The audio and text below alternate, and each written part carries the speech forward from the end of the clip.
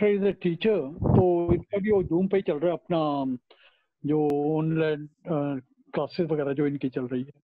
Right. Even online teacher से लेके colleges में जितने भी लेसन हो रहे हाँ हाँ हाँ, कॉलेजेस ने भी थोड़ा स्टार्ट कर दिया, नॉट रेगुलर तो अभी नहीं हुआ इतना ज़्यादा, क्योंकि मेरे दोनों ग्रैंड चिल्ड्रन जो हैं देर ऑल इन द कॉलेज, तो कोई एक आध कर दे तो कर दे, बाकी रेगुलर क्लास स्टार्ट नहीं की उन्होंने। यस पूरा, और कॉर्पोरेट का भी जितने ऑफिसेज है ना सब लोग जूम के लिए यूज कर, तो इसलिए जूम जो है अभी बहुत डिमांड में चल रहा है।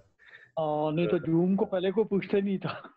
नहीं ऑफिसेज में थोड़ा बहुत यूज करते थे हम लोग, बट अभी तो बहुत ज्यादा इतना ज्यादा नहीं, अभी तो जूम जूम हर जगह पे चल रहा है असल में। खैर अभी कनेक्ट हो गया होपफुली, मुझे लगता है आज इसलिए थोड़ा सा डिले है, तो थोड़ा वेट कर लेते हैं। आई थिंक कोई दिक्कत नहीं, no problem. Trying to connect, let's wait for 5 minutes, let's see, ज्यादा लोग आ जाए तो अच्छा रहेगा।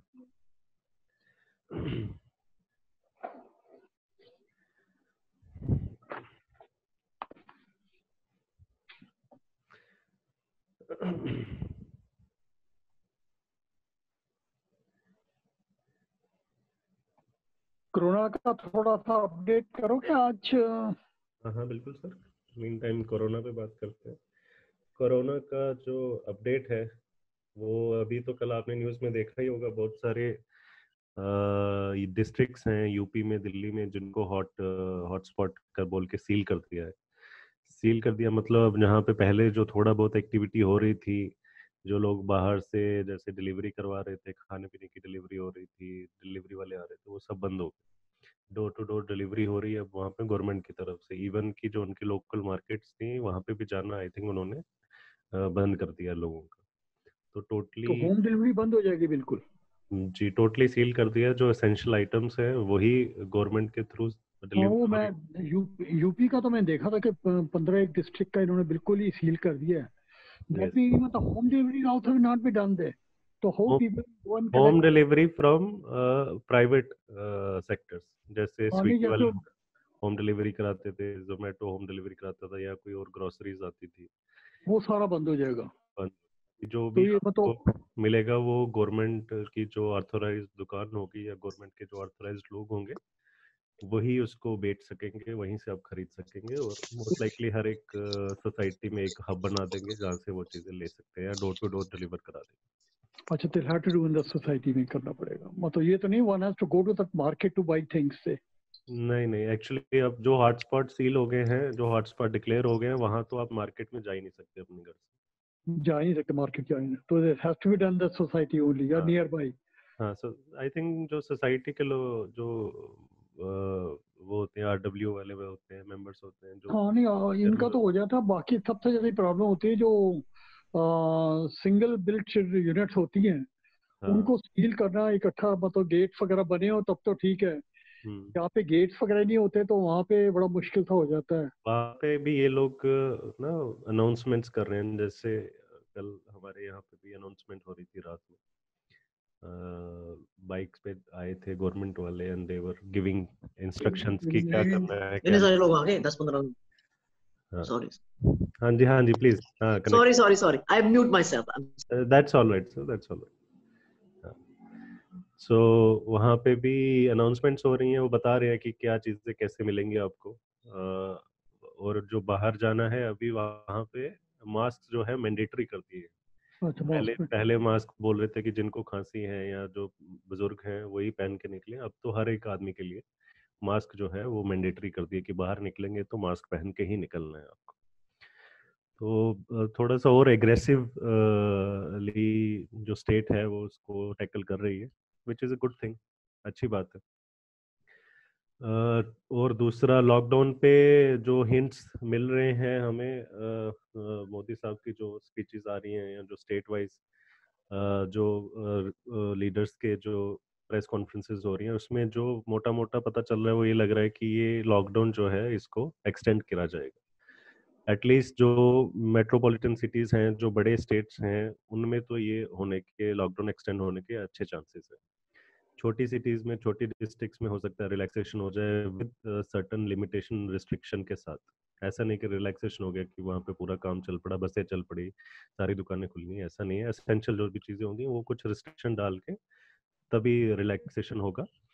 और गगनप्रीत जी, आप सुन पा रहे हैं? अच्छे से आवाज नहीं आ रही क्या आपको? सुन पा रहे हैं? अच्छा, गुड गुड गुड। म्यूटिंग आपने म्यूट कर दिया, दैट्स ऑल। थोड़ा कम है, थोड़ा सा और अगर लाउड कर सकते हो somehow, ठीक लाउड है। मैं ही जोर से बोलता हूँ मैम। Okay, आपको आएगी thank you, अच्छे से आवाज। thank you. ठीक, यस मैम। तो होपफुली ये एक्सटेंड होगा, which is a good thing in my personal opinion. I think हमने 21 दिन लॉकडाउन करके काफ़ी पेशेंस रख के काफ़ी खुद को रोका है, एंड उसका रिजल्ट भी एविडेंट है। एविडेंट है, 5,700 केसेस हैं आज की डेट में जो कंफर्म्ड हैं, पॉजिटिव केसेस हैं। जो दूसरे कंट्रीज के साथ कंपेयर करेंगे तो we can say it's not that bad number. जो ओवरऑल डेथ्स हैं वो 166 हैं। थोड़ा सा जो हमारा डेथ रेट है हमारी कंट्री का थोड़ा सा ज़्यादा है दूसरी कंट्रीज के हिसाब से, बट मे बी जो नंबर है ओवरऑल अभी इतना ज़्यादा नहीं है कि हम अभी कंपेयर कर सके यूएस से या चाइना से या इटली से।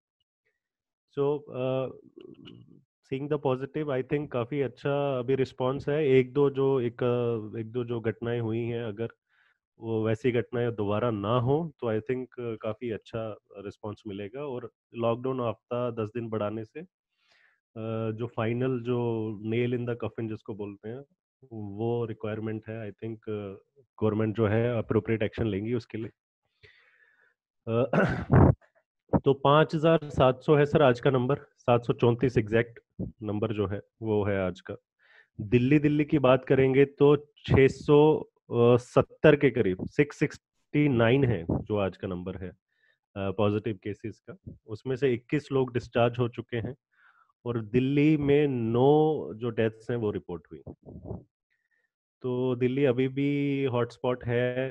दिल्ली दूसरे नंबर पे है हिंदुस्तान में। सबसे आगे जो है स्टेट है वो है महाराष्ट्र।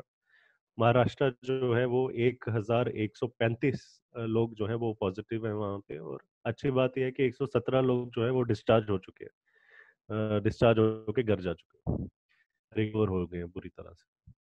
महाराष्ट्र में सबसे ज्यादा डेथ्स भी रिपोर्ट हुई है 72 जो नंबर है। तो खैर हम don't look at the death rate, these are just you know एक ट्रिगर है। मोस्टली जो लोग जो इससे जिनकी डेथ हुई है ऑलरेडी उनकी कोई ना कोई को एग्जिस्टिंग कंडीशन चल रही थी जिस वजह से जो वो कंडीशन जो है कोरोना वायरस की वजह से एग्रीवेट हो गई। तो we should not look at this like कि कोरोना वायरस की वजह से डेथ हुई है एक्सक्लूसिवली। कोरोना वायरस की वजह से यस उनकी जो कंडीशन पहले चल रही थी वो ट्रिगर्ड हुई है, वो एग्रीवेट हुई है और उसके चलते उनकी डेथ हुई। तो अपने आप को हम फिट रखेंगे, अपने आप को ठीक रखेंगे तो we should not be worrying about it. And ये फिटनेस और ये तो बाद में आना चाहिए। सबसे पहले हमारा कोशिश होनी चाहिए कि हम एक्सपोज ही ना हो इस वायरस के। घर पे रहेंगे तो सही रहेगा, सारी चीज़ें सही रहेंगी। तो ये कोरोना की अपडेट थी। आपका कोई सवाल है कोविड के ऊपर तो आप पूछ सकते हैं, नहीं तो फिर हम आगे बढ़ते हैं।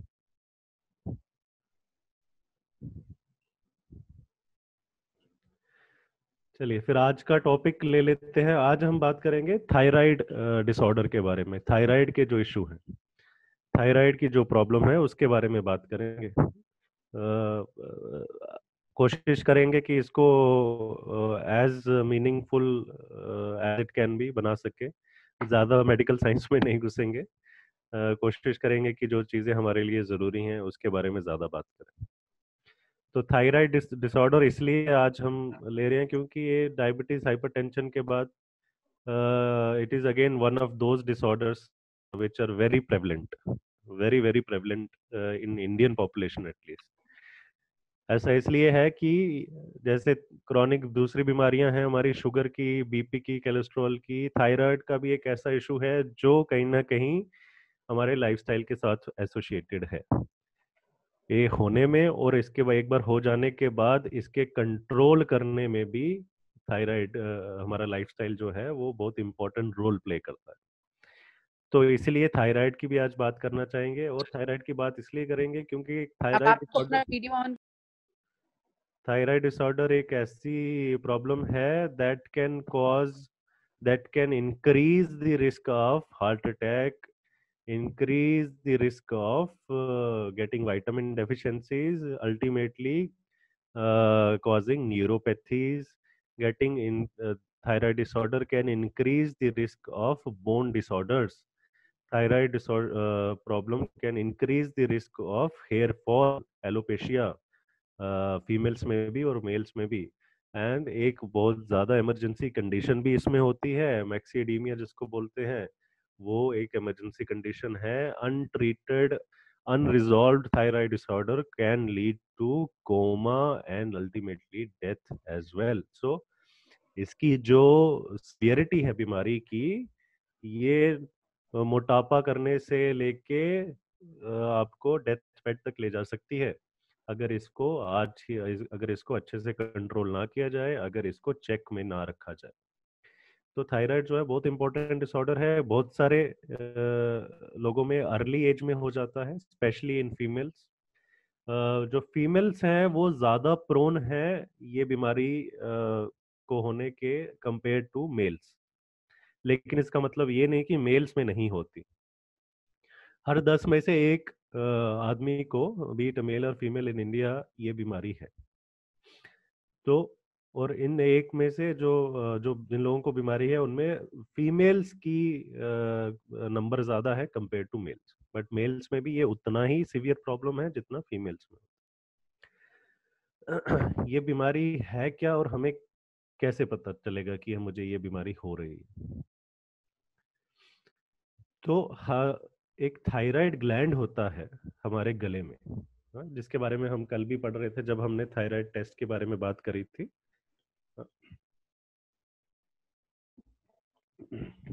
मैं एक आपके साथ शेयर कर रहा हूँ, इसको देखिए आप।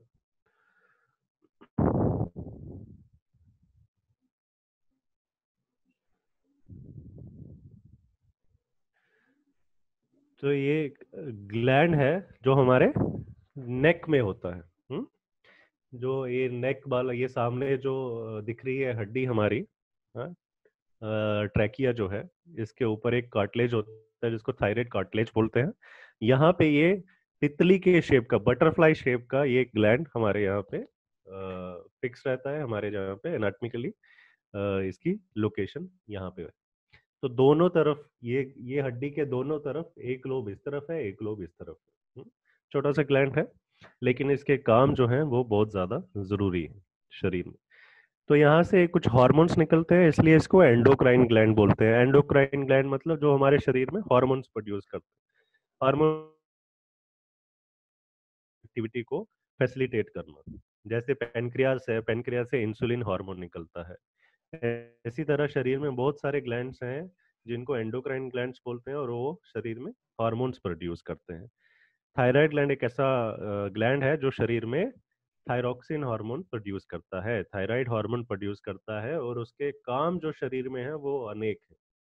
सबसे जरूरी काम क्या है उसका? मेटाबॉलिज्म को फैसिलिटेट करना, मतलब जो हम खाना खाते हैं उसको डाइजेस्ट करवाना, उसकी रेट को कंट्रोल करना कि ये खाना जो मैं खा रहा हूँ ये 4 घंटे में डाइजेस्ट होगा, 6 घंटे में डाइजेस्ट होगा, या कभी भी डाइजेस्ट नहीं होगा। तो इसकी रेट को ये मेंटेन करके रखता है। इसकी नॉर्मल रेट जो है जैसी होनी चाहिए हमारे शरीर में, 6 से 8 घंटे में डाइजेस्ट हो जानी चाहिए चीज़ें, स्टोमक एम्प्टी हो जाना चाहिए, इंटेस्टाइन से चीज़ें एब्जॉर्ब हो जानी चाहिए, उस रेट को मेंटेन करके रखता है। और जो शरीर में खाना खाते हैं जो ब्रेक डाउन हो जाता है, उसमें जो अमाइनो एसिड्स निकलते हैं उनसे जो प्रोटीन बनाने का काम है उसमें हेल्प करता है, उसमें मीडिएशन करता है। तो दो चीजें इंपॉर्टेंट हो गई, खाने को डाइजेस्ट करना और प्रोटीन बनाना। तो इन दो ही चीजों से तो ग्रोथ होती है। जो हम खाना खा रहे हैं वो अच्छे से डाइजेस्ट होगा, उससे ताकत अच्छे से मिलेगी, प्रोटीन अच्छे से बनेंगे, तो हमारी ग्रोथ अच्छी होगी। तो मतलब अगर ये दोनों काम अच्छे से कर रहा है तो ये अल्टीमेटली हमारी ग्रोथ को भी रेगुलेट कर रहा है। तो बचपन में अगर किसी को ये कमी हो जाए तो उसकी ग्रोथ जो है वो रुक जाती है, स्पेशली एडोलसेंस में, टीनेज में। टीन एज 12-13 साल की उम्र में अगर किसी को थायराइड का इशू हो जाए तो फिर उनकी ग्रोथ अच्छे से नहीं होगी, उनकी हाइट अच्छे से नहीं बढ़ेगी, उनका दिमाग जो कॉग्निटिव फंक्शन है दिमाग का वो अच्छे से काम नहीं करेगा। एल्डरली में ये हो जाएगा तो और सारे इश्यूज हो सकते हैं। आपका वजन बढ़ता जाएगा, आपको कॉन्स्टिपेशन की दिक्कत हो जाएगी, आपकी आंख स्किन जो है वो हार्डन हो जाएगी, आपको शरीर में स्वेलिंग हो जाएगी, आपके हेयर लॉस हो जाएगा और आपको हार्ट की बीमारी होने के चांसेस बढ़ जाएंगे। तो ये इसका इम्पोर्टेंट काम है। और दूसरा इसका इम्पोर्टेंट काम क्या है कि ये हमारे शरीर का टेम्परेचर को मेंटेन करके रखता है, कोर टेम्परेचर को मेंटेन करके रखता है। तो अब जैसे हमारे शरीर में हर समय होम्योस्टेसिस बना रहता है टेम्परेचर के एस्पेक्ट में। तो मतलब चाहे बाहर ठंड हो चाहे बाहर गर्मी हो, हमारे शरीर में जो टेम्परेचर है वो एक जैसा बना रहेगा, 37 डिग्री के आसपास जो नॉर्मल टेम्परेचर होता है। तो ये टेम्परेचर मेंटेन करके रखता है। लेकिन जब हमारा मेटाबॉलिज्म कम हो जाएगा, स्लो हो जाएगा, तो हमारे शरीर का जो कोर टेम्परेचर है वो ठंडा हो जाएगा। तो हमें हर समय जिनको थायराइड का डिसऑर्डर होगा, जिनको थायराइड की कमी होगी, उनको ज्यादा ठंड महसूस होगी। वो ठंड वाले टेम्परेचर में रह ही नहीं पाएंगे, वो ठंड को रिपेल करेंगे, उनको ज्यादा से ठंडे इलाके में चले जाएंगे तो उनको बहुत ज्यादा दिक्कत होगी। तो जो कोर बॉडी टेम्परेचर है वो भी थायराइड हार्मोन जो है वो मेंटेन करके रखता है। तो हमारा खाना की मेटाबॉलिज्म ये मेंटेन करता है, शरीर में प्रोटीन ही अच्छे से बनाता है, शरीर का जो टेम्परेचर है उसको मेंटेन करके रखता है। और एक इसका काम क्या है, हार्ट की रेट को मेंटेन करके रखना, हार्ट रेट को मेंटेन करके रखना। हार्ट के जो मसल्स हैं उनको फैसिलिटेट करता है अच्छे से काम करने में, जिससे उनकी हार्ट रेट जो है शरीर में एक नॉर्मल लेवल में बनी रहती है। हमारे शरीर की नॉर्मल हार्ट रेट कितनी होनी चाहिए? 60 से 100 के बीच में, 60 से 100 के बीच में अगर हमारा दिल धड़क रहा है पर मिनट तो वो नॉर्मल हार्ट रेट है। एवरेज हार्ट रेट किसको बोलते हैं? 72 बीट्स पर मिनट। 72 बार जो एवरेज है, जो एवरेज निकालेंगे तो हम बोलेंगे कि 72 टाइम्स अगर पर मिनट हार्ट बीट कर रहा है तो average heart beat, normal heart beat है। अदरवाइज जो रेंज है वो 60 से लेके 100 के बीच में है। 60 से कम हो जाएगी तो उसको हम ब्रेडिकार्डिया मतलब धड़कन कम हो जाना बोलेंगे, और 100 से अबव हो जाएगी तो उसको टैकीकार्डिया मतलब धड़कन बढ़ गई, दिल की धड़कन बढ़ गई। दोनों ही केसेस में दिक्कतें होती हैं, राइट। तो अगर जिनके शरीर में थायराइड हार्मोन की कमी है तो उनकी हार्ट रेट जो है वो लोअर साइड में रहेगी, कम रहेगी, 60 के अराउंड रहेगी या 60 से कम हो जाएगी। और लॉन्ग स्टैंडिंग अनट्रीटेड हाइपोथायराइडिज्म जो है ब्रेडिकार्डिया करेगा, हमेशा आपकी जो धड़कन है 50-55 के आसपास रहेगी। उससे क्या होगा कि पूरी तरह से हार्ट अपना काम नहीं कर पाएगा, शरीर के हर अंग को अच्छे से ब्लड सप्लाई नहीं मिल पाएगी, तो आपको हमेशा घबराहट रहेगी, आपको हमेशा लेथार्जी रहेगी, आपका काम करने में दिल नहीं लगेगा, डिजीनेस रहेगी, बेहोशी सी छाई रहेगी सारा दिन। तो ये बहुत इंपॉर्टेंट रोल है जिसमें थायराइड अपना रोल प्ले करता है। तो थायराइड की कमी से ये दिक्कत हो सकती है। एक और हार्मोन थायराइड ग्लैंड से बनता है जिसको कैल्सिटोनिन बोलते हैं। ये हार्मोन जो है शरीर में कैल्शियम और फास्फोरस के लेवल को मेंटेन करके रखता है।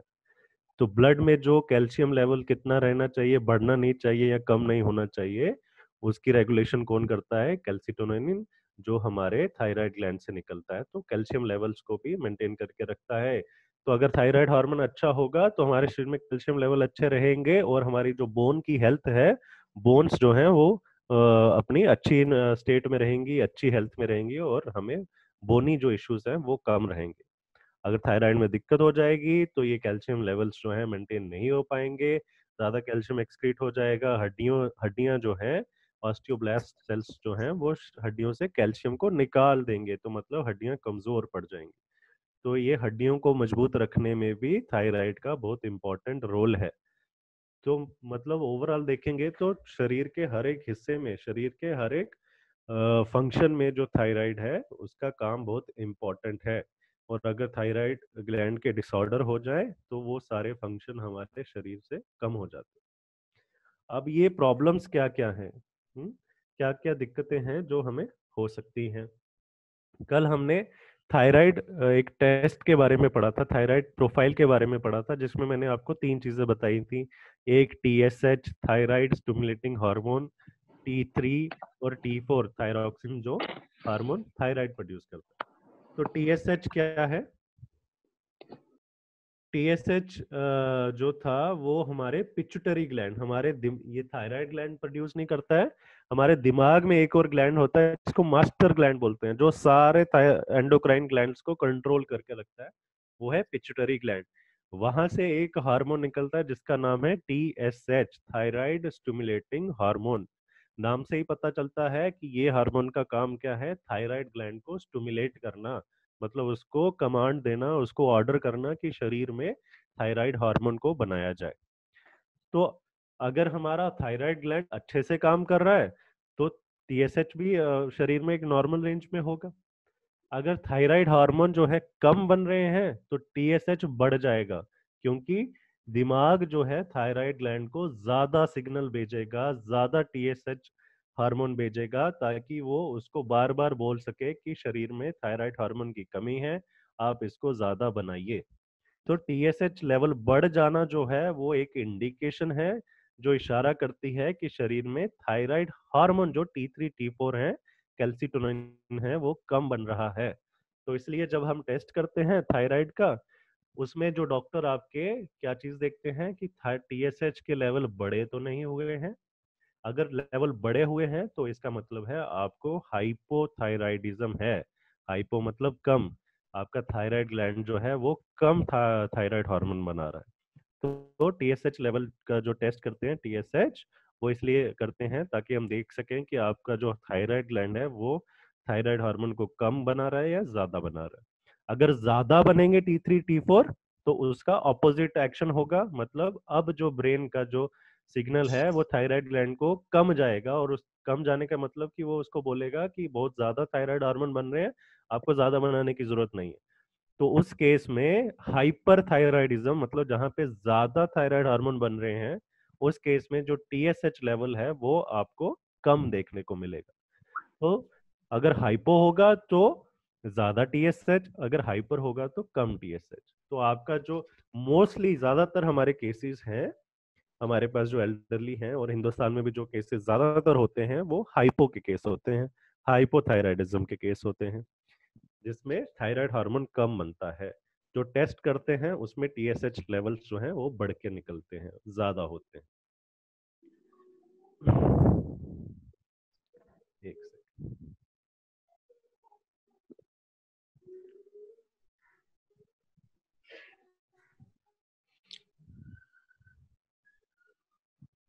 एक मिनट, लॉस्ट दिस।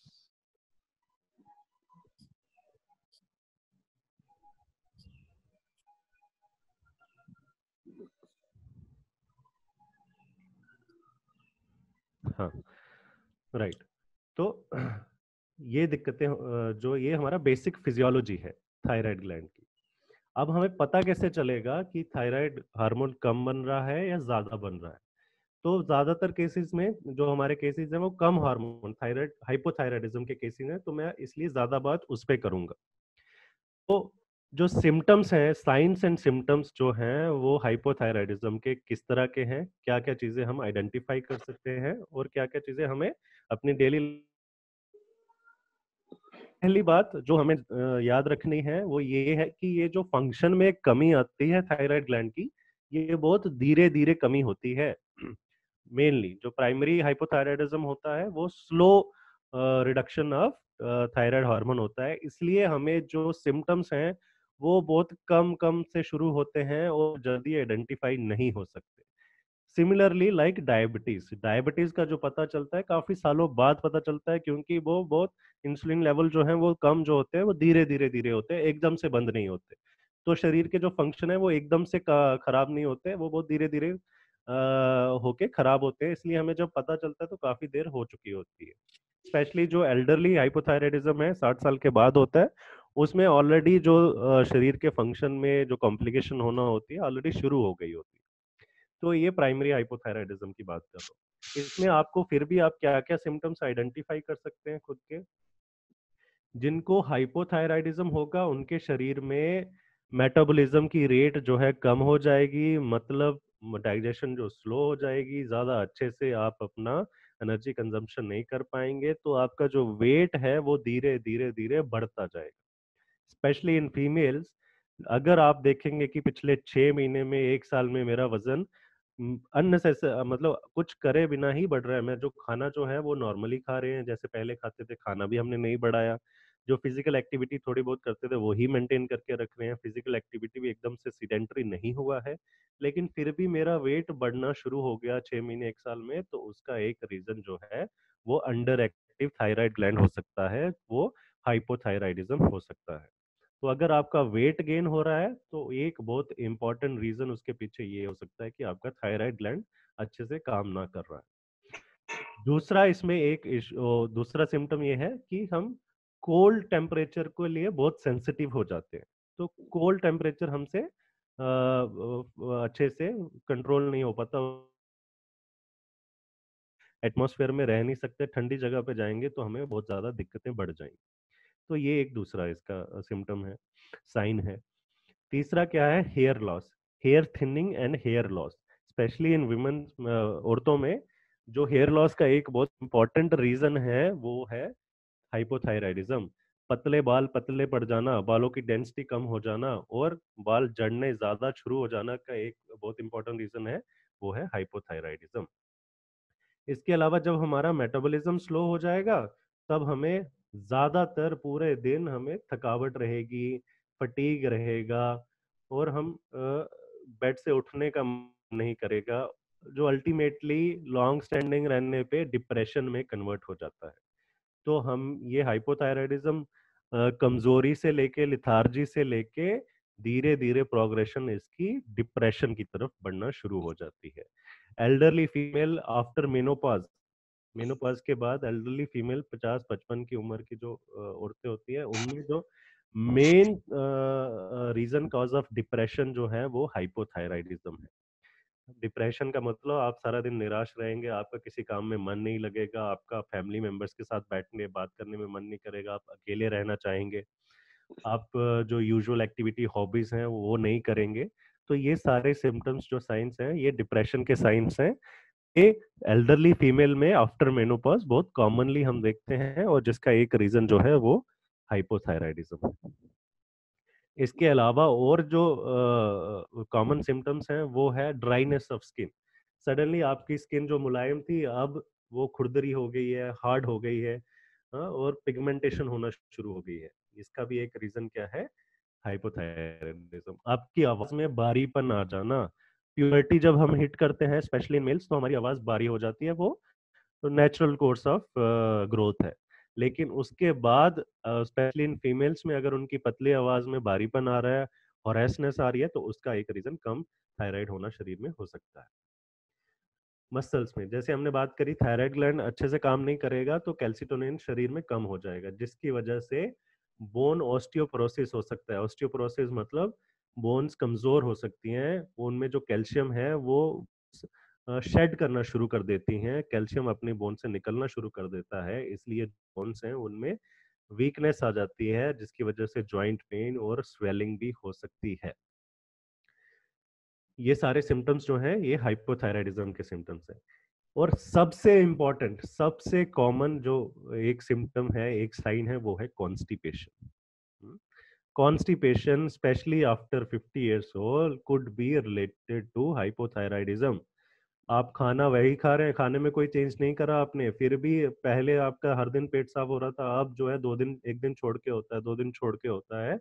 तो इसका मतलब आपका मेटाबॉलिक रेट जो है वो स्लो हो गया है, इसका मतलब आपका जो डाइजेशन है वो शरीर में अच्छे से नहीं हो रहा, इसलिए आपको ये पेट साफ अच्छे से नहीं हो रहा। जो हमारे गट की मूवमेंट है, हमारा जो गट है वो मोशन उसका जो है डाउनवर्ड रहता है। जैसे हम खाना खाएंगे तो ऊपर की जो पाइप है वो कंस्ट्रिक्ट होगी ताकि खाना आगे नीचे की तरफ बढ़े।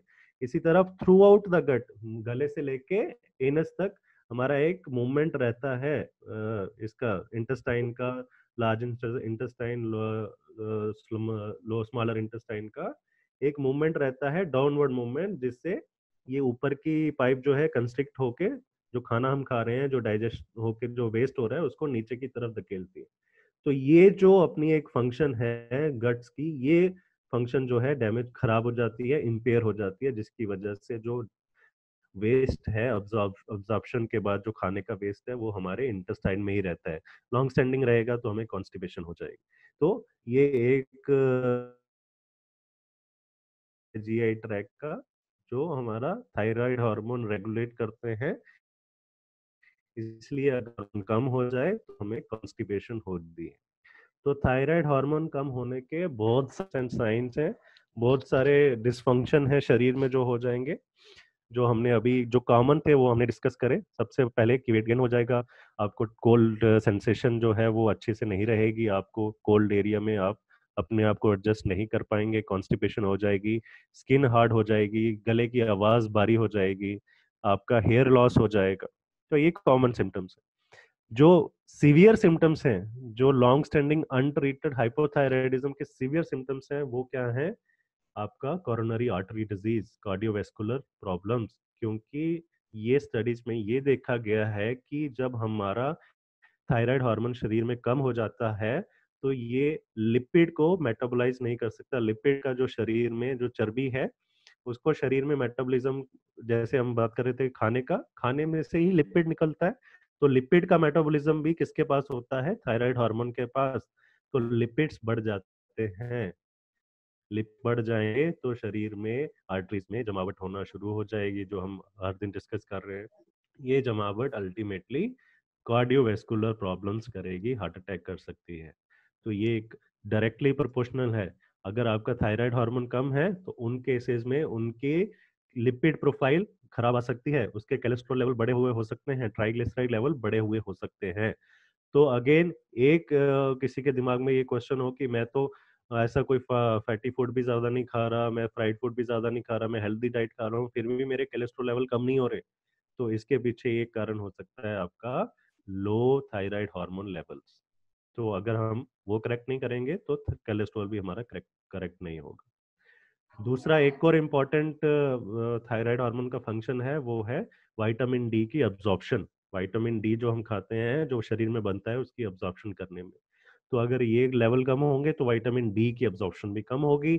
हम एक तो हमारे शरीर में विटामिन डी बन ही नहीं रहा है जिस तरीके से बनना चाहिए, और जो बन रहा है वो एब्जॉर्ब नहीं होगा, तो through out the year, through out life span हमारे शरीर में विटामिन डी लेवल कम ही रहेंगे।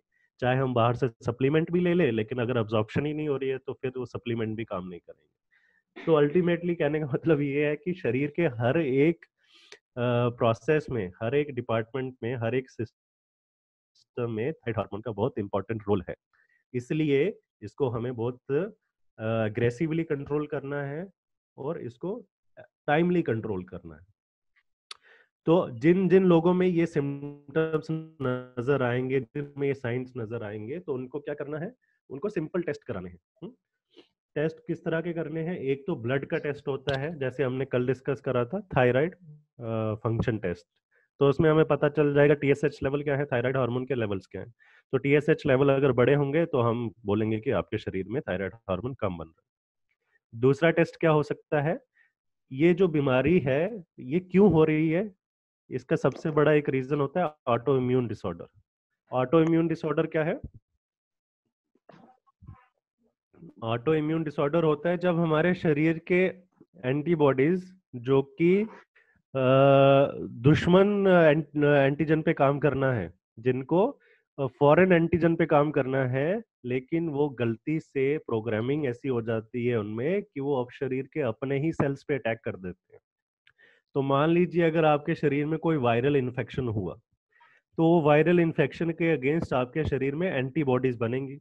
एंटीबॉडी का क्या काम है? उस वायरल इन्फेक्शन के एंटीजेंस को खत्म करना। तो वो एक पर्टिकुलर एंटीजन के लिए एक पर्टिकुलर एंटीबॉडी बनेगी, राइट? अब ये एंटीबॉडी उस वायरस पे काम कर रही है, वायरस खत्म हो गया और इसके बाद ये एंटीबॉडी इनएक्टिव नहीं हुई, एक्टिव ही रही, और इसने आपके थायराइड सेल्स पे एक्ट करना शुरू कर दिया, क्योंकि आपके थायराइड सेल की जो बनावट थी वो उस वायरस जैसी थी। हाँ? तो इसको बोलते हैं ऑटो इम्यून डिसऑर्डर। ये ऑटो इम्यून डिसऑर्डर मतलब आपका शरीर के अपने ही सेल्स जो हैं, ये अपने ही सेल्स की तरफ खिलाफ लड़ रहे हैं। और खिलाफ लड़ने का मतलब ये है उनकी डिस्ट्रक्शन कर रहे हैं, उनके काम को खत्म कर रहे हैं, उनके काम को डैमेज कर रहे हैं। तो एक टेस्ट होता है टीपीओ एंटीबॉडी, जो थायराइड के खिलाफ जो एंटीबॉडी काम करती है उसका जांच होती है, वो भी हम करके देख सकते हैं कि क्या मेरे शरीर के अंदर ही कोई ऑटोइम्यून बीमारी तो नहीं हो रही जो थायराइड फंक्शन को रोक रही है, थायराइड के फंक्शन को डैमेज कर रही है। पहले कुछ केसेस में, जब आज से 30-40 साल पहले, आयोडीन की कमी से भी थायराइड हार्मोन कम हो जाता था।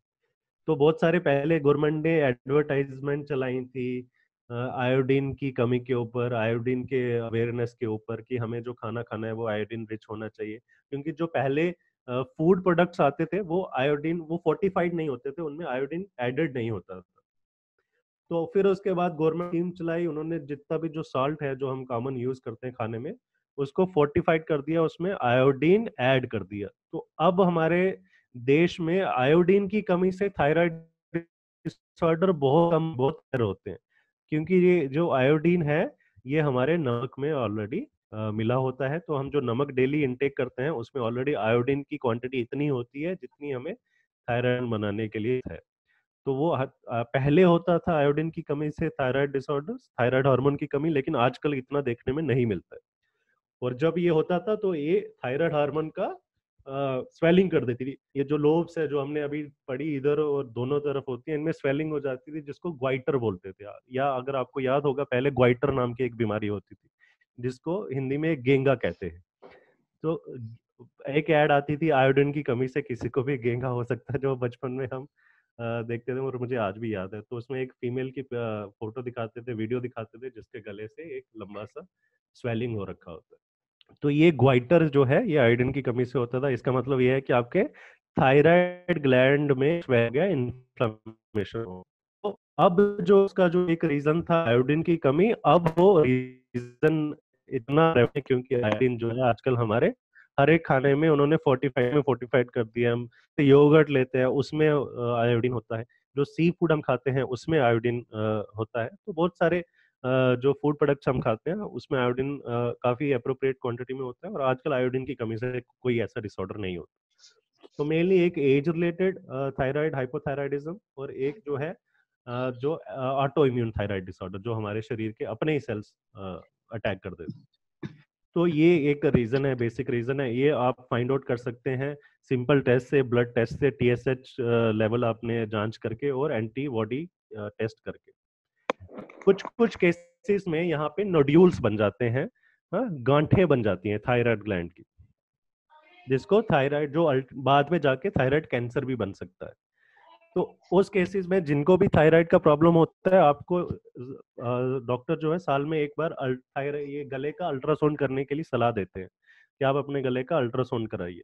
तो वो अल्ट्रासाउंड इसलिए करते हैं ताकि हम देख सकें कि एनाटमी जो है थायराइड ग्लैंड की वो बराबर से बनी हुई है कि नहीं, वहां पे कोई गांठें तो नहीं हो रही, वहां पे कोई नोड्यूल्स तो नहीं हो रहे, वो जो ग्लैंड है वो इनलार्ज तो नहीं हो रहा, बड़ा तो नहीं हो रहा, स्वेलिंग तो नहीं हो रही। तो वो एक सिंपल सा अल्ट्रासाउंड करके गले का हम पता कर सकते हैं। प्रेग्नेंट फीमेल्स जो होती हैं, जो वीमेन प्रेग्नेंट होती हैं, तो उन केस में ये थायराइड हार्मोन की डिमांड बढ़ जाती है, तब ये स्वेलिंग हो सकती है। उस केसेस में हाइपोथायराइडिज्म हो जाता है। तो बहुत सारे फीमेल्स जो प्रेग्नेंट होती है उसमें ये बहुत प्रेवलेंट है हाइपोथायराइडिज्म। तो उनको ये दवाई दी जाती है, थायराइड हार्मोन जो हम खाते हैं वो बाहर से दिया जाता है। पोस्ट प्रेगनेंसी वो वापस नॉर्मल हो जाता है। इसी तरह डायबिटीज भी जो है वो प्रेगनेंसी में बढ़ जाती है, उसकी डिमांड बढ़ जाती है इंसुलिन की, और पैनक्रियाज उसको मीट नहीं कर पाता, इसलिए ब्लड शुगर लेवल बढ़ जाते हैं, जिसको जेस्टेशनल डायबिटीज बोलते हैं। पोस्ट प्रेगनेंसी वो वापस से नॉर्मल हो जाती है। तो प्रेगनेंसी के दौरान ये बीमारियां हो सकती हैं जो प्रेगनेंसी के बाद नॉर्मल हो जाती हैं फीमेल में, लेकिन जिन फीमेल में ये प्रेगनेंसी में होता है उनको आगे चल के 10 साल 20 साल के बाद ये बीमारी होने का रिस्क बहुत ज्यादा बढ़ जाता है। तो उन वैसी फीमेल्स को जिनको प्रेगनेंसी के दौरान ये दिक्कतें हुई थी, वो अपना जो रेगुलर जांच है डायबिटीज की और थायराइड की हमेशा हर साल कराते रहें, क्योंकि एक टाइम आएगा 10 साल 20 साल के बाद जब ये आपको बीमारी वापस से हो सकती है, और आप मिस आउट ना कर जाएं, इसलिए आप इसका रेगुलर टेस्ट कराते रहें। अब बात करते हैं, हमने टेस्ट कर लिया, हमें पता चल गया कि थायराइड हमारे शरीर में कमी है थायराइड की। अब करना क्या है इसका? हमने अभी पीछे बात करी थी बीपी के बारे में, बढ़े हुए बीपी के बारे में, पीछे बात करी थी बढ़े हुए शुगर के बारे में, तो और एक बात करी थी कोलेस्ट्रॉल के बारे में। तो उन तीनों क्रॉनिक कंडीशंस में मैंने जो मैनेजमेंट बताया था, मैंने बोला था पहला मैनेजमेंट है लाइफस्टाइल मॉडिफिकेशन, जिसमें दो चीजें आती हैं, एक एक्सरसाइज और दूसरा जो है वो है डाइट, अच्छे से खाना जो उसको सही करना। और तीसरा जो मैनेजमेंट था वो था मेडिकल मैनेजमेंट, मेडिसिन उसमें ऐड करते थे। लेकिन क्या थायराइड डिसऑर्डर जो है वो लाइफस्टाइल मैनेजमेंट से ही ठीक होगा? नहीं। तो आपको ये बात ध्यान में रखनी है कि थायराइड डिसऑर्डर, हाइपोथायराइडिज्म जो है, उसका जो बेस्ट इलाज है, जो ओनली इलाज है, वो है थायराइड की टैबलेट खाना सुबह में। एक्सरसाइज हेल्प करती है, यस एक्सरसाइज हेल्प करती है। डाइट अच्छे से खाना हेल्प करती है, यस हेल्प करती है। लेकिन अगर आप दवाई नहीं खाएंगे तो आप कभी भी कंट्रोल नहीं कर पाएंगे, क्योंकि ये ऐसा हार्मोन है जिसकी बहुत ज्यादा जरूरत है शरीर में, और जब ये कम हो जाएगा तो हमें ये बाहर से लेना ही पड़ेगा। जो दवाई हम खा रहे हैं वो कोई दूसरी ऐसी वैसी कोई दवाई नहीं है, वो हार्मोन ही है। जो थायराइड हार्मोन बनाता है वही हार्मोन जो है वो हम बाहर से खा रहे हैं। तो अगर हमारे गले से, थायराइड ग्लैंड से वो हार्मोन नहीं बन रहा, तो हम क्या करेंगे, एक टैबलेट ले लेंगे जिसमें ऑलरेडी वो हार्मोन हमने बना के रखा है, वो टैबलेट हम खा लेंगे। और ये टैबलेट जो जो लोग लेते हैं उनको पता होगा कि वो सुबह के समय खाली पेट ली जाती है। ये क्यों ली जाती है खाली पेट? क्योंकि जब हमारा स्टोमक खाली होता है तो उस समय सबसे ज्यादा एब्जॉर्प्शन होती है, और किसी चीज की इंटरफेरेंस नहीं होगी, तो जो दवाई हम खाएंगे, जो हार्मोन खाएंगे, उसकी सबसे ज्यादा अब्जॉर्प्शन जो है वो खाली पेट होगी। तो इसलिए आपको डॉक्टर आपको ये दवाई जो देते हैं बहुत सारे नाम से आती है, हाँ, लेकिन सारी दवाइयों में एक ही चीज होती है, T4 थायरोक्सिन हार्मोन, लिवोथायरोक्सिन।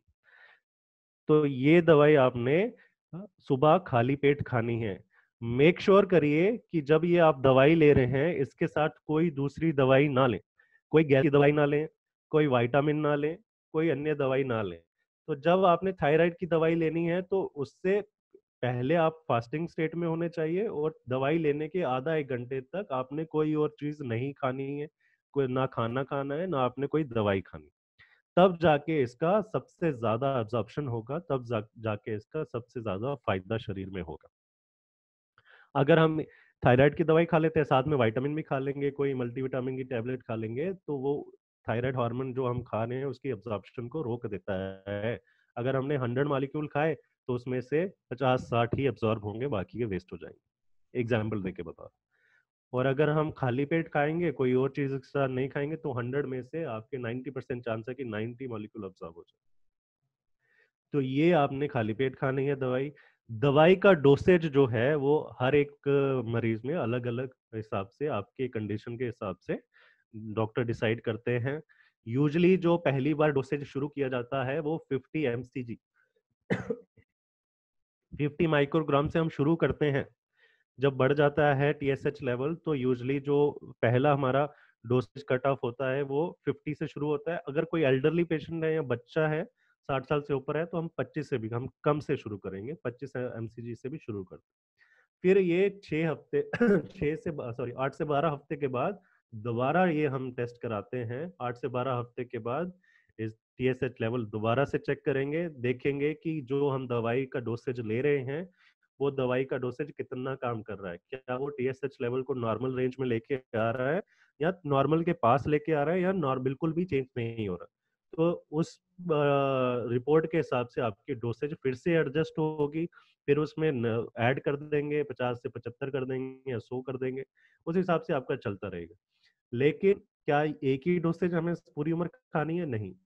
ये डोसेज खाने के बाद जब आपके थायराइड टॉक्सिसिटी कम हो जाएगी, मतलब आपने बहुत साल से थायराइड हार्मोन कम बना था इसलिए आपके शरीर में सेल्स में थायराइड टॉक्सिसिटी हो गई थी, तो जब एक बार वो टॉक्सिसिटी कम होगी तो जो हार्मोन हम खा रहे हैं, जो हार्मोन बन रहा है, वो उसका फंक्शन बहुत अच्छा हो जाएगा। तो हर 6 महीने साल भर में इसको दोबारा से एवेल्युएट करना है, और हो सकता है डॉक्टर हर साल में एक बार इसका डोसेज कम या ज्यादा जरूर करे। तो ये हो गई दवाई की बात। अब बात करते हैं कौन सा खाना हमें खाना चाहिए और कौन सा खाना हमें अवॉइड करना चाहिए थायराइड को बराबर से मेंटेन करने के लिए। तो देखिए, थायराइड हार्मोन के फंक्शन के लिए 2-3 चीजें बहुत जरूरी हैं। एक, आयोडीन खाने में आयोडीन बराबर होना चाहिए। हाँ, दूसरा खाने में आयरन बराबर होना चाहिए। एक और चीज होती है सेलेनियम। सेलेनियम नाम का एक मिनरल है, वो भी आपके शरीर में बराबर से होना चाहिए। जब ये सारे न्यूट्रिएंट्स, माइक्रो न्यूट्रिएंट्स आपके शरीर में जितनी क्वांटिटी में चाहिए उतनी क्वांटिटी में आएंगे, तब जाके जो आपका थायराइड हार्मोन बनेगा वो एक अच्छी क्वालिटी का बनेगा। और जो थायराइड हार्मोन वो बनाएगा उसको एक अच्छा बेस मिलेगा, और उस बेस पे वो अच्छा काम करेगा, ज्यादा क्वांटिटी में प्रोडक्शन करेगा। तो ये 3-4 चीजें हमें हमारे खाने में जरूर होनी चाहिए। अब देखते हैं किस किस खाने में ये चीजें होती हैं और किस किस खाने में बहुत ज्यादा होती हैं, इसलिए हमें उनको अवॉइड करना है। तो जिन जिनको थायराइड की दिक्कत है वो क्या क्या खाना उनको अवॉइड करना चाहिए या कम खाना चाहिए। तो सबसे पहले आता है सोयाबीन। हाँ, सोयाबीन जो है उसमें फाइटो एस्ट्रोजन लेवल्स ज्यादा होते हैं। फाइटो एस्ट्रोजन एक दूसरा एंजाइम है जिसमें वो सोयाबीन में ज्यादा होता है। सोयाबीन और सोया रिच फूड जो है उनमें ज्यादा होता है, और वो ज्यादा होने की वजह से बहुत ज्यादा थायराइड हार्मोन बन जाएगा आपके शरीर में।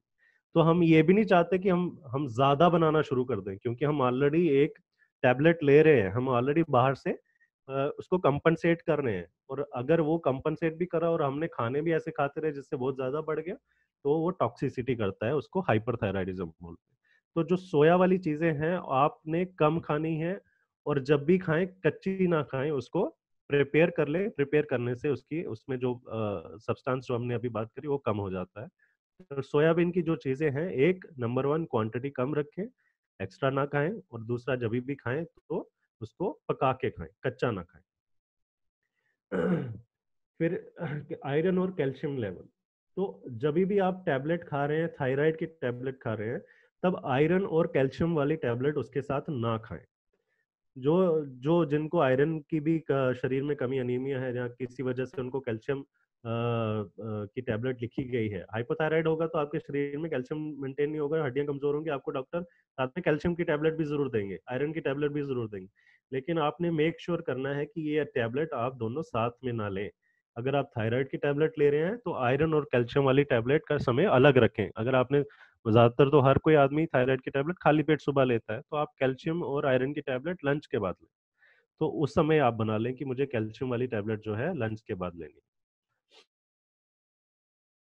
वेजिटेबल्स हैं जैसे ब्रोकली है, कैबेज, बंद गोभी है, स्पिनच, पालक है, और स्प्राउट्स हैं, ब्रसल्स स्प्राउट्स हैं, जिनके अंदर कुछ ऐसी चीजें हैं वो थायराइड हार्मोन को इनहिबिट करती हैं, उनको रोकती हैं बढ़ने से। तो ये वाली जिनको हाइपोथायराइडिज्म की बहुत ज्यादा प्रॉब्लम है, मतलब जिनका दवाई के साथ भी अभी कंट्रोल नहीं है, उन लोगों को ये चीजें ब्रोकली, कैबेज, स्पिनच थोड़ी कम अमाउंट में खानी चाहिए। हाँ, लेकिन जब आपका थायराइड हार्मोन कंट्रोल में होगा 1 साल के लिए, 2 साल के लिए, तब आप इसकी क्वांटिटी ऐसा आप खाना चाहें बना के खा सकती हैं। लेकिन जिनमें बढ़ा हुआ है थायराइड TSH लेवल, जो अभी दवाई से भी रेगुलेट नहीं हो पा रहा, कंट्रोल नहीं हो पा रहा, तो उन लोगों को एडवाइस की जाती है कि ये चीजें आप अपने खाने में कम रखें। तो उनको ये चीजें कम करनी है। अब खा क्या सकते हैं ज्यादा अच्छे से, क्या खा सकते हैं? एंटीऑक्सीडेंट रिच फूड, जो हम उस दिन डिस्कस कर रहे थे, विटामिन सी लेवल, सी जो है वो एंटीऑक्सीडेंट का काम करती है, विटामिन बी है, विटामिन ई है। ये जिस खाने में ये चीजें ज्यादा हैं वो खाना हमें प्रेफर करना है, जैसे ब्लूबेरीज, टोमेटोज, बेल पेपर, शिमला मिर्च। ये सारे जो चीजें हैं इनमें एंटीऑक्सीडेंट काफी अच्छे मात्रा में होते हैं, तो आप ये सारी चीजें खा सकते हैं, ये आपके लिए बेनिफिशियल है। सेलेनियम एक दूसरा कंपोनेंट है जो थायराइड हार्मोन बनाने में काम आता है। ये आपने सेलेनियम रिच फूड खाना है। ज्यादातर सेलेनियम रिच दो ऐसे फूड हैं जिनमें बहुत ज्यादा होता है, एक सनफ्लावर सीड्स और एक ब्राजील नट्स। मैं आपको पिक्चर भेज दूंगा क्या क्या, सनफ्लावर सीड तो आपने सबने देखे ही होंगे, और ब्राजील नट की पिक्चर भेज। आप में से कितने लोग हैं जो सनफ्लावर सीड खाते हैं? हाथ हाथ रेज करके बता सकते हैं। सुमन जी खाती हैं, तेज तेज जी खाते हैं। तो सनफ्लावर सीड जो है वो बहुत अच्छा सोर्स है विटामिन का, सेलेनियम का। हम उस दिन विटामिन जो पढ़ रहे थे उसमें भी सनफ्लावर सीड का नाम आया था। तो अगर आप दूसरी कंट्रीज में देखेंगे, चाइना में, कोरिया में, इन जगहों पे, जापान में, तो ये लोग सनफ्लावर सीड को एज ए स्नैक्स खाते हैं, चाय के साथ खाएंगे, या जब गपशप चल रही होगी तो जेब में रखेंगे। तो जैसे हम सर्दियों में ये खाते हैं, मूंगफली खाते हैं, ये लोग through out the year sunflower seed खाते रहते हैं। तो सनफ्लावर सीड खाना बहुत अच्छी हैबिट है। आप मेक श्योर करें कि दिन में कम से कम कुछ ग्राम जो है अपने पास रखें, जो आप मुंह में चलते फिरते खाते रहें। तो उसके बहुत ज्यादा बेनिफिट्स हैं। एक बेनिफिट तो हमें थायराइड प्रॉब्लम में भी नजर आ रहा है। तो उसमें सेलेनियम होता है जो थायराइड हार्मोन बनाने में बहुत अच्छा काम करता है। तो एक और चीज है टायरोसिन। टायरोसिन अमाइनो एसिड है जो थायराइड ग्लैंड की प्रोडक्शन बढ़ाता है। तो जो थोड़ी बहुत जो प्रोटीन वाली चीजें हम खाते हैं वो हमें इसलिए बोलते हैं कि आपके डाइट में प्रोटीन अच्छे से होना चाहिए। तो प्रोटीन का एक काम जो है उसमें एक टायरोसिन नाम का अमाइनो एसिड होता है जो हमारे थायराइड हार्मोन बनाने में काम आता है। तो हमें कुछ चीजें जो खानी है वो nuts, Brazil nut, sunflower seeds, blueberries खा सकते हैं। बेरीज जिस तरह की भी हैं वो भी खा सकते हैं। जो सिट्रस फ्रूट है वो खा सकते हैं, टोमेटोज, ऑरेंज, लेमन। शिमला मिर्च में अच्छा होता है। और जितने भी हमारे एंटीऑक्सीडेंट वाली चीजें हैं, विटामिन वाली चीजें हैं, वो हमें डेली अपनी डाइट में रखनी है। तो उससे थायराइड हार्मोन की जो कंसिस्टेंसी है, जो क्वालिटी है, जो क्वांटिटी है, वो अच्छे से बनी रहेगी। तो ये खाना हमें खाना है। जो खाना अवॉइड करना है वो भी बता दिया। और सबसे लास्ट में जो सबसे इम्पोर्टेंट चीज है वो है एक्सरसाइज। तो हर एक क्रॉनिक बीमारी का जो रामबाण जो इलाज होता है, जो मतलब एक जिसकी वजह से वो उसका मैनेजमेंट पूरा नहीं होता, वो है एक्सरसाइज। तो एक्सरसाइज करनी है क्योंकि एक्सरसाइज करने से मेटाबॉलिज्म एनहांस होता है। एक्सरसाइज करने से मेटाबॉलिज्म बढ़ता है। तो जो हाइपोथायराइडिज्म की वजह से मेटाबॉलिज्म हमारा स्लो हो रहा है, उसकी रेट को हम एक्सरसाइज करके सपोर्ट कर सकते हैं। उसको एक्सरसाइज करके हम अच्छे से बढ़ा सकते हैं। तो ये हाइपोथायराइडिज्म के बारे में हमने पूरा डिस्कस कर लिया। क्या साइंस एंड सिम्टम्स हैं, क्यों होता है, क्या टेस्ट करने हैं, मैनेजमेंट में दवाई का क्या क्या रोल है। दवाई जो बेसिकली सेम हार्मोन है जो अंदर हमारे शरीर में बन रहा था, वो अब कम हो गया बनना, इसलिए हम बाहर से ले रहे हैं। थायराइड की जो दवाई है वो इंसुलिन जैसी है, सेम टू सेम। डायबिटीज में इंसुलिन कम हो रही थी शरीर में तो हम बाहर से ले रहे थे, और थायराइड कम होने में जो थायराइड हार्मोन कम हो रहा है तो इसलिए हम बाहर से ले रहे हैं। तो सेम टू सेम इसका इलाज है। जो चीज शरीर में कम है वो हम बाहर से ले लें। और फॉर्चुनेटली हम साइंटिस्ट जो हमारे हैं, जो रिसर्चर हैं, उन्होंने इतनी रिसर्च करी है कि जो चीज हमारे शरीर में कम हो रही थी वो आर्टिफिशियली सिंथेसाइज कर पा रहे हैं, इसलिए हम अच्छे से उसको ले सकते हैं। इंसुलिन और थायराइड हार्मोन, जो थायराइड की दवाई में बस एक ही डिफरेंस है कि थायराइड की दवाई टैबलेट में आ जाती है, इंसुलिन अभी टैबलेट फॉर्म में नहीं है। तो जिस दिन इंसुलिन भी टैबलेट में आ गई तो आई एम श्योर सब लोग वो टैबलेट ही लेंगे। तो अभी जिनको थायराइड की दिक्कत है वो इस दवाई से परहेज ना करें। इसके कोई साइड इफेक्ट नहीं है, आप इसको बराबर लेते रहे, इसको रोकना नहीं है। जब तक हर साल में एक बार टेस्ट कराना है, उसका डोसेज एडजस्ट करते रहेंगे, टेपर करते रहेंगे। और जो खाना हमने बताया उसको हम अपनी डाइट में शामिल करेंगे। तो मेरी तरफ से थायराइड के बारे में अभी इतना ही। आपके कोई सवाल हैं तो मैं ले सकता। आपकी आवाज नहीं आ रही, रुकिए रुकिए।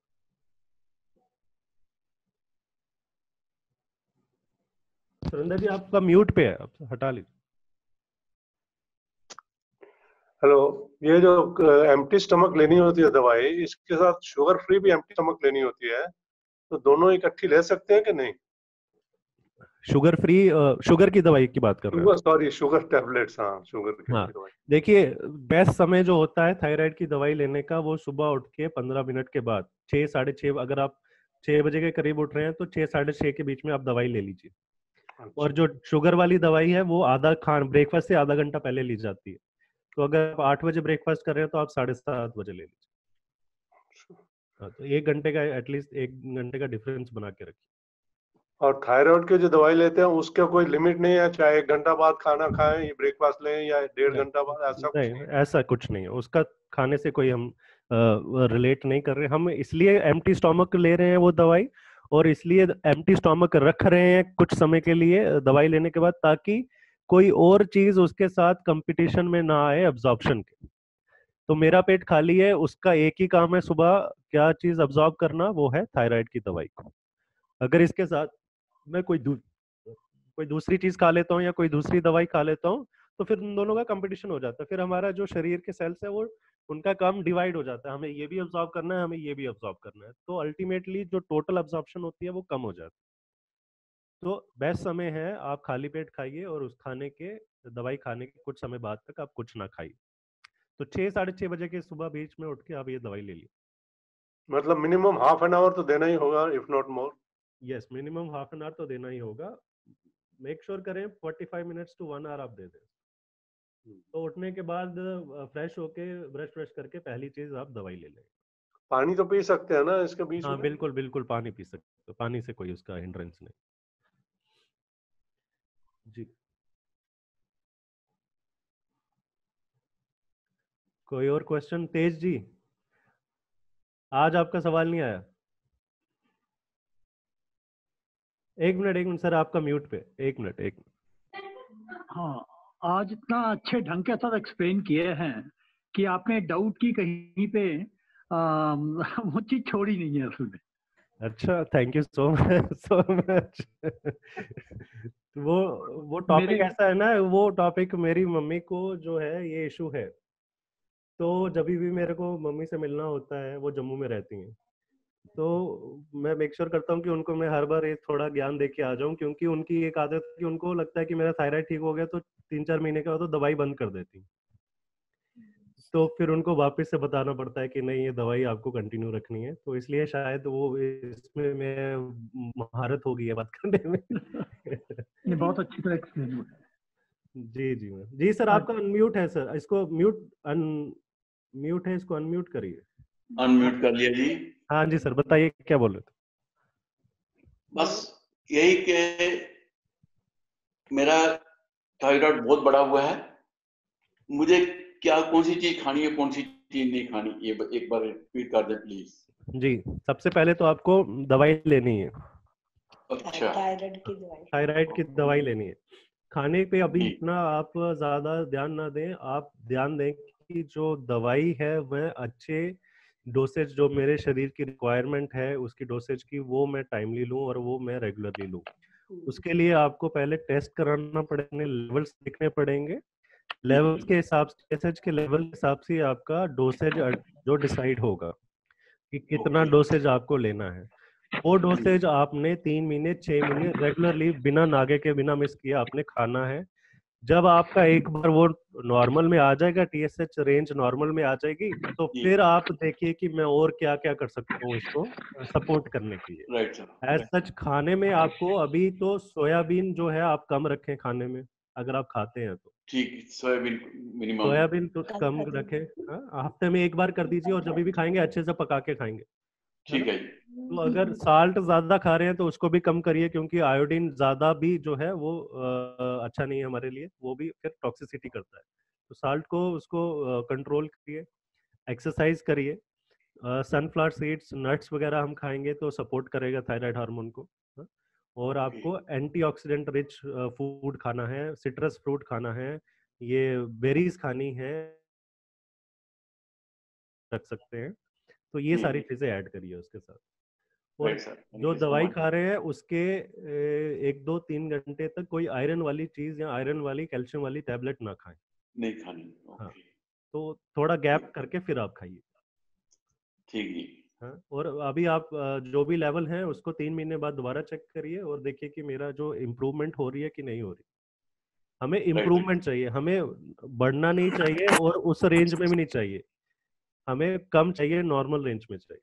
तो उसके लिए अगर आप 50 mcg की दवाई खा रहे हैं तो हम 100 की भी खा सकते हैं, क्योंकि दवाई तो एक ही, टैबलेट तो एक ही खाएंगे हम, वो चाहे 50 की हो चाहे 100 की हो। अल्टीमेटली एम ये है कि मैं अपने टीएसएच लेवल को नॉर्मल रेंज में लेके आऊं। Right sir? Good, okay sir, thank you so much, thank you so much sir. Welcome sir, welcome. Doctor साहब, विद योर परमिशन एक क्वेश्चन है जो आज के टॉपिक से रिलेटेड नहीं है, can I ask that? Yes sir, always. उसमें आपने कुछ दिन पहले बोला था कि मेरे लिए कि आप बटर खा सकते हैं घर का बनाया हुआ। Yes yes. तो बटर तो मलाई से बनता है, मलाई एज इट इज ले ली जाए तो उसमें फर्क है कुछ दोनों में? मैंने बटर इसलिए बोला था कि आप जो दूसरा कंजम्पशन कर रहे हैं फैट का, उसकी रिप्लेसमेंट के लिए बोला था मैंने, बटर ऐड करने के लिए नहीं बोला था सर। तो अगर आप बाहर से अमूल वाला कोई मक्खन खा रहे हैं या दूसरी फैट्स ले रहे हैं, चीज खा रहे हैं, तो उसकी रिप्लेसमेंट के लिए मैंने बोला था आप घर में बना के खाइए। अच्छा अच्छा।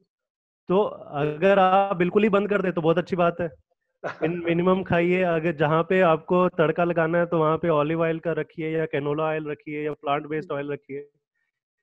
और ये नहीं, ऑलिव ऑयल तो यूज कर रहे हैं हम लोग। हाँ, और सबसे अच्छा ये है सर, जो हमारे कॉमन प्रैक्टिस में और जो हमारे सीनियर भी बोलते हैं, कि जो देसी घी होता है वो बेस्ट है। सब जो बाहर आजकल जो चीजें चल रही हैं, अमूल का बटर या जो भी चीजें हैं, चीज है, इन सब पे जो सबसे तेल खाने में, या अगर उसको रिप्लेस करना है, इन चीजों को रिप्लेस करना है, तो देसी घी से करिए, क्योंकि उसके नुकसान कम है और फायदे बहुत ज्यादा है। पहले तो तो अगर बोलते थे देसी घी में बहुत ज्यादा लिपिड्स हैं, अभी चेंज हो गया। देखिए, लिपिड्स में भी हमने पढ़ा था कि कुछ अच्छे लिपिड्स होते हैं, कुछ बुरे। Saturated lipids, unsaturated lipids, saturated fat, unsaturated fat. Unsaturated fat हमारे लिए अच्छा है, सैचुरेटेड फैट हमारे लिए अच्छा नहीं है। और फैट ओवरऑल हमारे शरीर के लिए बहुत जरूरी है। तो ऐसा नहीं कि हम फैट बिल्कुल ही बंद कर दें। तो फैट का हम कल जैसे डिस्कस कर रहे थे कि लिपिड्स का फंक्शन जो है शरीर में कितना इंपॉर्टेंट है, तो हमें खाना तो है ही। तो और अगर हम अपने खाना जो हमारा सोर्स है लिपिड का, उसको हम अच्छे से रख सकें, तो उससे ज्यादा अच्छा कुछ है नहीं। तो अगर आपको लिपिड लेना ही है तो उसको देसी घी में की फॉर्म में ले सकते हैं, आप उसको प्लांट बेस्ड जो ऑयल है, अनसैचुरेटेड फैट है, उसकी फॉर्म में ले सकते हैं। लेकिन देसी घी तो आपने बताया था, जो चीजें देसी घी या जो नॉर्मल टेम्परेचर पर जमे रहते हैं दिन में, उनमें थोड़ा दूसरे वो वाले लिपिड्स ज्यादा रहते हैं। Yes yes yes. अनसैचुरेटेड का जो हमने डेफिनेशन पढ़ा था वो ये था कि रूम टेम्परेचर पे वो लिक्विड फॉर्म में रहते हैं। और सैचुरेटेड फैट का हमने पढ़ा था वो जम जाते हैं। लेकिन जैसे मैं बोल रहा हूँ कि देसी घी का प्रोज एंड कॉन्स में जब आप पढ़ेंगे, तो उसके जो फायदे, ओवरऑल फायदे जो हैं वो ज्यादा हैं, उसके नुकसान कम है। तो अगर आपको फैट लेनी है, जैसे आपको खाने में टेस्ट ही उससे आता है, घी से ही आता है, आप सूखी रोटी खा ही नहीं सकते, तो उस पे अमूल का मक्खन लगाने से अच्छा है आप देसी घी लगा लीजिए। हाँ, तो वो ज्यादा बेटर है आपके लिए। Hello sir. हाँ जी मैडम। हम डायबिटिक हैं जी, और नॉर्मली रहती, थोड़ा बढ़ी रहती, 160 तक हो जाती कभी कभी, लेकिन हम हमेशा देसी घी खाते हैं सुबह दोपहर शाम। मैम देसी घी खा सकते हैं, लेकिन अगर आप सुबह दोपहर शाम को खा रहे हैं तो क्वांटिटी थोड़ी कम कर दीजिए उसकी। सुबह तो पराठा और दोपहर में दाल में ठीक है, आप खाइए। आप मुझे अपने लेवल्स जो है वो बता दीजिएगा अच्छे से पूरे दिन के, क्योंकि 160 क्या फास्टिंग की बात कर रहे हैं कि खाने के बाद की बात? फास्टिंग तो हमारा 100 के नीचे ही रहता है। तो कभी अच्छे कभी से मेंटेन है आपका। हम मेंटेन करे रहते हैं, दवाई खाते हैं तो दवाइयों पे ही डिपेंडेंट ना रहिएगा, थोड़ा सा डाइट और एक्टिविटी को भी सपोर्ट पहले हम करने टेस्ट कर लेते हैं मॉर्निंग में, फिर उसी अकॉर्डिंग दिन भर खाना खाते हैं। ये भी एक अच्छा तरीका है वैसे। तो देखिए, जैसे हम, मेरे जो टीचर थे, मेंटोर थे, डॉक्टर अनूप मिश्रा, बहुत सीनियर डॉक्टर हैं, डायबिटोलॉजिस्ट है। तो वो ये कहते थे कि जो आदमी है वो खाने के लिए जीता है, खाने के लिए ही काम करता है, खाने के लिए ही पैसे कमाता है। तो हम अपने मरीजों को ये नहीं बोल सकते कि आप सादा खाना खाओ, फीका खाना खाओ, तो वो फिर मोटिवेशन ही चली जाएगी उनकी जिंदगी से, काम करने की, पैसा कमाने की और अच्छे से रहने की। तो हम किसी चीज को रिस्ट्रिक्ट नहीं करना चाहेंगे, हम किसी चीज को बंद नहीं करेंगे, लेकिन ये बोलेंगे कि उसकी क्वांटिटी जो है वो कम कर दीजिए। उसका, जैसे आप परांठे खा रही हैं, परांठे खाना अच्छा लगता है, तो हफ्ते में एक दिन डिसाइड कर लो कि आज मुझे परांठे खाने हैं, और उस दिन परांठा खा के आप दिन में एक्टिविटी अगर पहले आधा घंटे कर रही थी पिछले दिनों, तो उस दिन 1 घंटा कर दीजिए। हाँ, ऐसे ही करते हैं। हाँ, तो कंपनसेट करना है हमने उसको, खाना करते रहते हैं जी। खाना बंद नहीं करेंगे, कंपनसेट करेंगे। गुड गुड मैम, आप अच्छा चला रही हैं, आप इसको ऐसे रखिए, लेवल्स आपके अच्छे हैं, मेंटेन्ड हैं, बड़े हुए नहीं। Thank you sir. हाँ जी। हेलो। हाँ जी सर। हाँ जी सर, मेरे पास लैब रिपोर्ट्स मेरे सामने पड़ी है, नॉट ऑन थायराइड जी। एक तो विटामिन बी का है, विटामिन B12। इसमें जो मेरी रेंज इन्होंने लैब में रिपोर्ट में मिली है 924 है, और जो उसकी रेंज बताई हुई है 187 से 883 है। तो अगर थोड़ा सा ये बढ़ जाए विटामिन B12, तो is it harmful? Not as such harmful, but इस रेंज में जो आप रेंज बता रहे हो इसमें तो हार्मफुल नहीं है, बट आई थिंक आप सप्लीमेंट्स काफी लंबे समय से ले रहे हैं इसके। हाँ, विटामिन बस वो मल्टी विटामिन से लेता हूँ, जैसे आपने वो ABCD वाला बोला हुआ है। हाँ, वो ही बस। उसमें भी सर देखिए, जो हम इनिशियली विटामिन ऐड करते हैं वो विटामिन डेफिशिएंसी को पूरा करने के लिए ऐड करते हैं, और वंस वो डेफिशिएंसी पूरी हो जाती है उसके बाद हम कहते हैं कि इसको मेंटेन करके रखिए। तो इसका मतलब जो आपने पहले विटामिन लिए थे उतने ही डोसेज में आपको लेने की जरूरत नहीं है, कुछ क्वांटिटी आपको आपके खाने से भी मिल रही है। तो इसलिए ज्यादातर हम ये सलाह देते हैं कि 3 महीने का साइकिल बना के रखिए, उसमें 1 महीना पूरा विटामिन लीजिए और 2 महीने बंद कर दीजिए, फिर 1 महीना लीजिए, 2 महीने बंद कर दीजिए। तो इससे आपका जो 3 महीने का ओवरऑल बैलेंस जो है, मेंटेनेंस जो है वो बनी रहेगी। तो कोई भी चीज लो में भी नुकसान करती है, एक्सेस में भी नुकसान करती है, तो we should always keep it in normal range. एक डॉक्टर VLDL का है जी, मेरा जो रेंज है, मेरा जो रिपोर्ट है वो 10.97 है, और जबकि रेंज इसकी 15 और 30 के अंदर कम है, मतलब 10.97 है VLDL। डोंट इसका वरी, कुछ कोई देखिए VLDL LDL ये सारे जब हम इंडाइस करते हैं लिपिड कोलेस्ट्रॉल को तो उसके कंपोनेंट्स हैं। HDL VLDL is very low density lipoprotein, LDL is low density lipoprotein, HDL is high density lipoprotein. तो VLDL LDL यूजुअली हम बोलते हैं कि ये जो नॉटी कोलेस्ट्रॉल है, अब हमने बैड कोलेस्ट्रॉल टर्म यूज करना बंद कर दिया है जब से सुरिंदर जी ने बोला, अब हम बोलते हैं इसको नॉटी कोलेस्ट्रॉल है। तो नॉटी कोलेस्ट्रॉल कम रहे तो अच्छी बात है। तो डोंट वरी, ये इट्स नॉट कि आपके शरीर में कम हो गया, समटाइम्स किसी दिन की पर्टिकुलर वैल्यू किसी दवाई की वजह से कम दिखती है, आपका ज्यादा नहीं है, अच्छी बात है, आपका अच्छी रेंज में है, don't over think about it. ठीक है, थैंक यू सर। यस, कोई और सवाल है तो ले लेंगे। गोपलानी जी आप सुन रहे हैं चुपचाप, आप बात नहीं कर रहे हैं आज।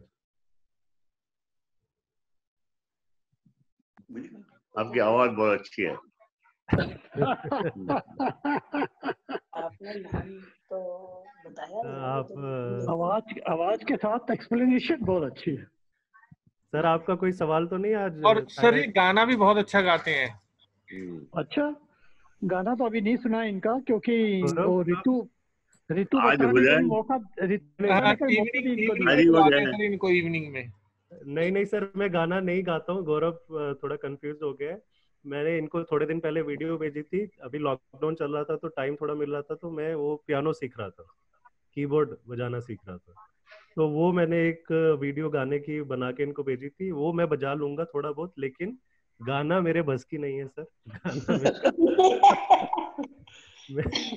बचपन में सब लोग सोचते हैं कि वो अच्छा गाना गाए, सिंगर बने, तो सब लोग ट्राई करते हैं, और मैंने ट्राई किया है और मुझे बचपन में ही समझ आ गई कि मेरे बस की नहीं है गाना गाना। तो मैंने फिर उसको परस्यू नहीं किया।